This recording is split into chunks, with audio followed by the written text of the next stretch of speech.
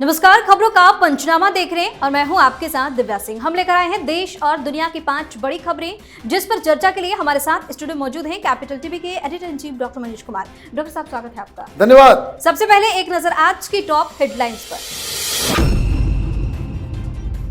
महाराष्ट्र विधानसभा चुनाव में महायुति को मिला प्रचंड बहुमत, 230 के आंकड़े को किया पार। इंडी गठबंधन को लगा जोरदार झटका। झारखंड की सत्ता में हेमंत सोरेन की हुई वापसी, इंडी गठबंधन ने पार किया बहुमत का आंकड़ा। सहयोगी दलों में दिखी खुशी की लहर। महाराष्ट्र में जीत से गदगद हुई महायुति, शिंदे ने कहा आरोप लगाने वालों को काम से दिया जवाब, तो फडणवीस बोले एक साथ मिलकर चुनाव लड़ा, एकता की जीत हुई।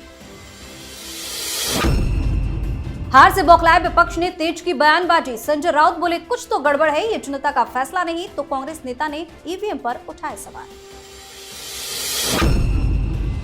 15 राज्य में हुए उपचुनाव के नतीजों ने विपक्ष की बढ़ाई टेंशन। बिहार से लेकर राजस्थान तक बीजेपी का जलवा बरकरार, यूपी में सीएम योगी का चल गया जादू।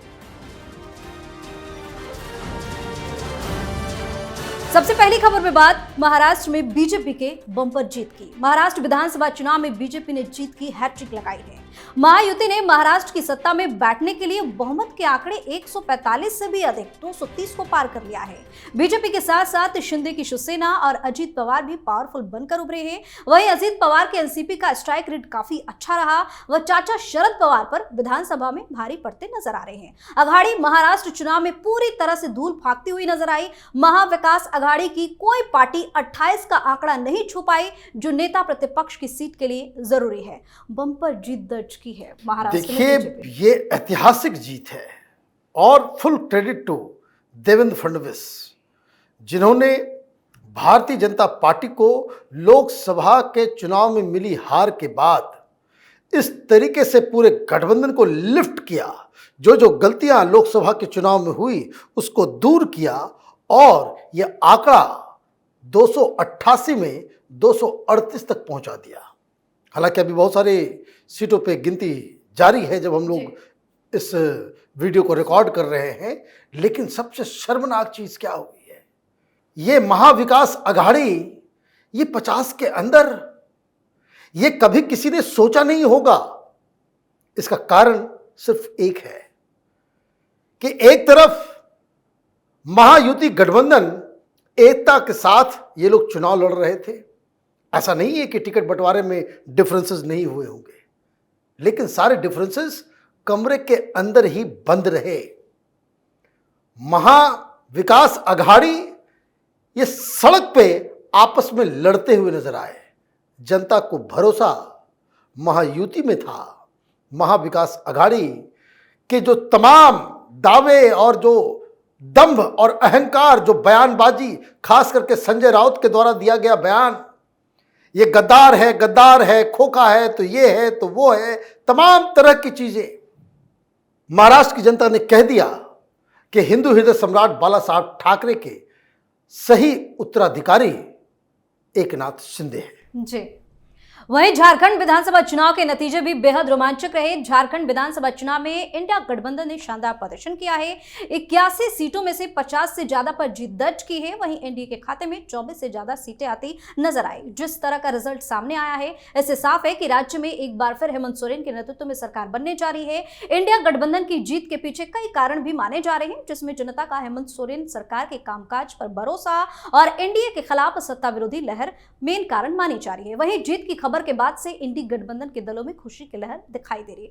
क्या लग रहा है, क्या वजह रही झारखंड? देखिए, ये हेमंत सोरेन की जीत है, इंडी गठबंधन की जीत नहीं है।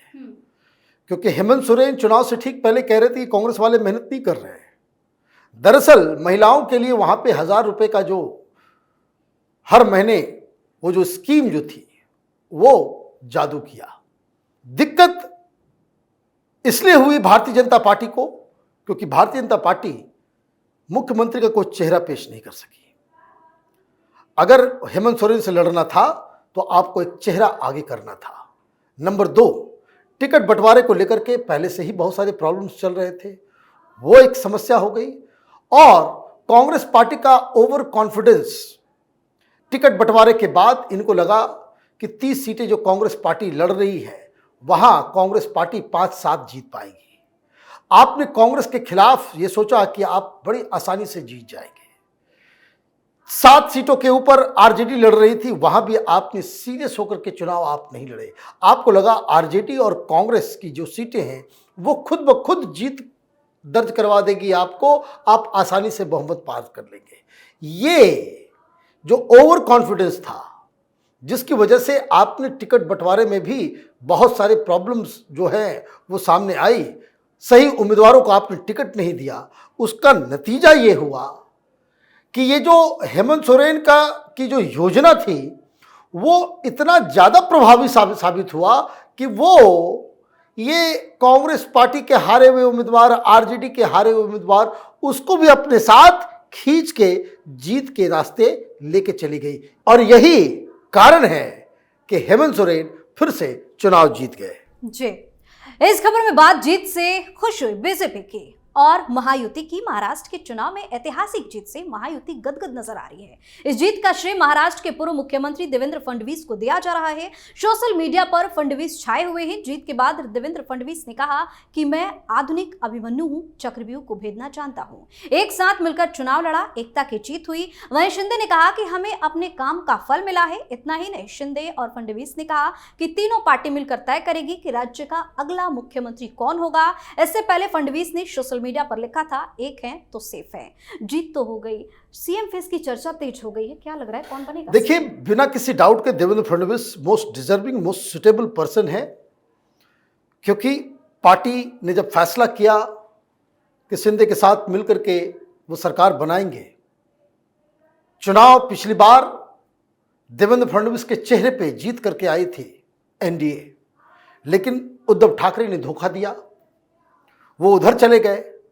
तो सरकार जो बनी तो केंद्र नेतृत्व ने कहा कि नहीं, अभी हमें एकनाथ शिंदे को मुख्यमंत्री बना करके पेश करना चाहिए, और वो डिप्टी सीएम बनने को राजी हो गए। ये बताता है पार्टी के प्रति उनका कमिटमेंट, और इसीलिए ये बात प्रधानमंत्री भी बोल चुके हैं कि इस तरह के कार्यकर्ता, इस तरह के लीडर किसी दूसरी पार्टी में नहीं होते।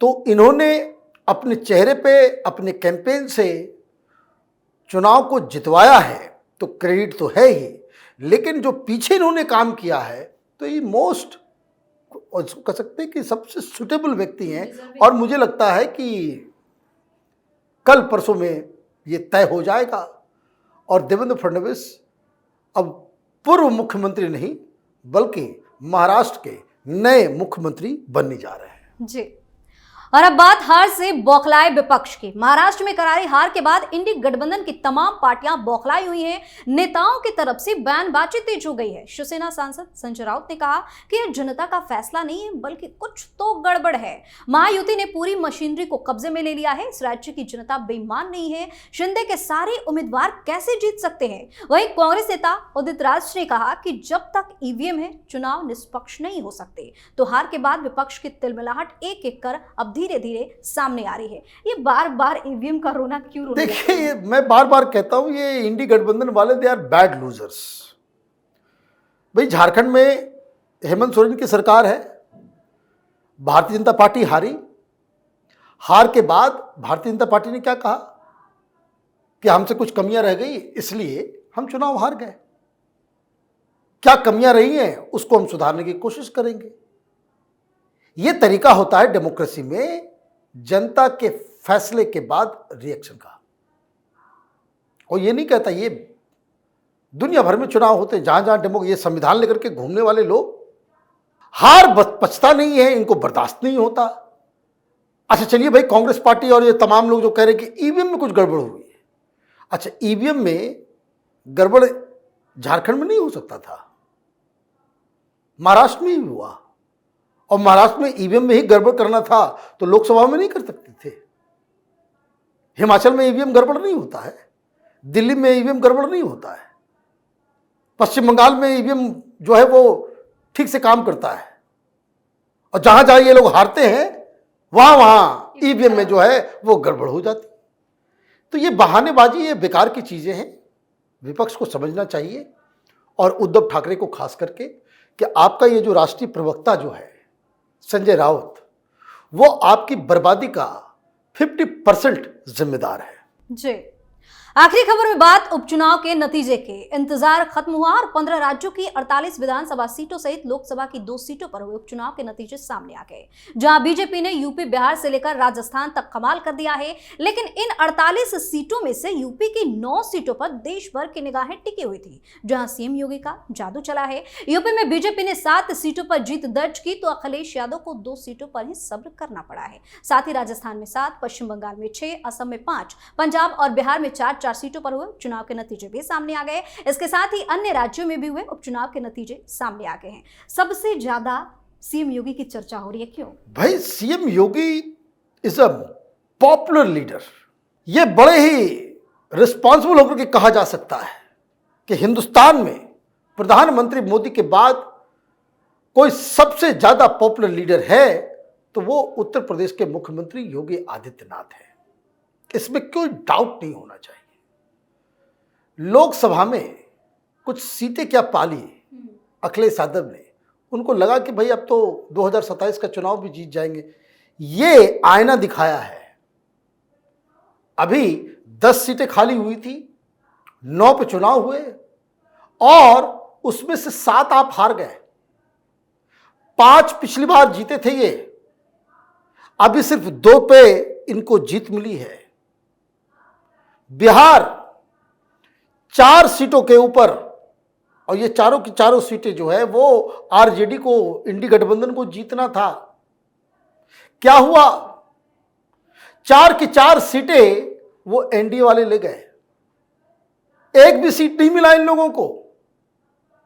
और वहां एक नया केजरीवाल पैदा हुआ है बिहार में, प्रशांत किशोर, उसकी भी पूरी नैया डूब गई। राजस्थान में 7 सीटों के ऊपर चुनाव हुआ, 6 सीट भारतीय जनता पार्टी जीत गई।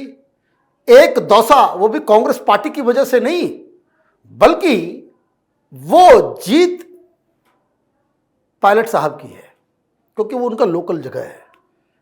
तो ये तो सारी चीजें हो रही है। बड़ा बहुत सारा, एक मैं वामपंथी मीडिया में मैं देख रहा था, केदारनाथ में भी बाय इलेक्शंस थे कि केदारनाथ में जो है वहाँ पे कांग्रेस पार्टी जीत जाएगी, पंडे नाराज हैं तो लोग नाराज हैं, तो ये और वो।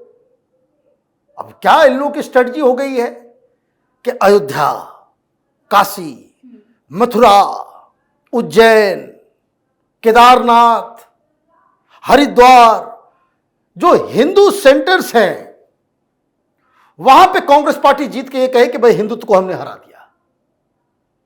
ये इनका घटिया चरित्र है। चुनाव जीतने के बाद किस तरीके से अवधेश को पार्लियामेंट में बगल में खड़ा करके कि भाई देखिए अयोध्या के राजा हैं, तो सबक मिल रहा है। अभी होगा क्या? इस चुनाव के बाद ये सारे लोग का अकल ठिकाने आएगा। और अब जो चुनाव होंगे, अभी दिल्ली में, उसके बाद बिहार में और उसके बाद यूपी में, अभी आप देखिएगा कि राहुल गांधी अचानक से हिंदू बन जाएंगे, नकली हिंदू। सब मंदिर मंदिर घूमना चालू कर देगा। सब केजरीवाल, ये ममता बनर्जी दुर्गा पाठ करना शुरू कर देगी। अखिलेश यादव अभी मंदिर जाएंगे। आप देखते जाइए अभी क्या क्या क्या क्या होना है, क्योंकि इस चुनाव में हिंदुत्व की जीत हुई है। बहुत बहुत धन्यवाद सर तमाम जानकारी के लिए। धन्यवाद। खबरों का पंचनामा में आज के लिए इतना ही। देश और विदेश की बाकी खबरों और उनके सटीक एनालिसिस के लिए देखते रहिए कैपिटल टीवी। हमें लाइक कीजिए, शेयर कीजिए और हाँ, कैपिटल टीवी को सब्सक्राइब करना बिल्कुल ना भूलें। धन्यवाद।